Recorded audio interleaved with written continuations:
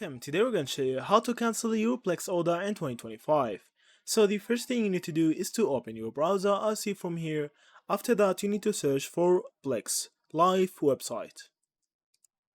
So you will see this website, you need to click on here.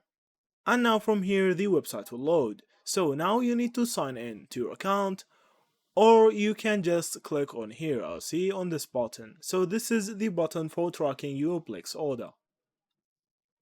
Now from here, you need to write the order number and you can track your order and see if you can cancel it. So if you don't have a button for cancelling it, or you don't know how to really cancel it from here, you can just click on contact us and contact Plix support for help.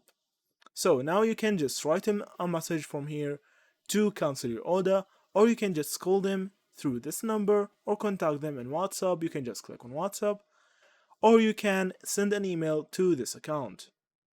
So after that you need to tell them why you want to cancel your order, and that's it, they will cancel your order. So thank you for watching and see you in the next videos.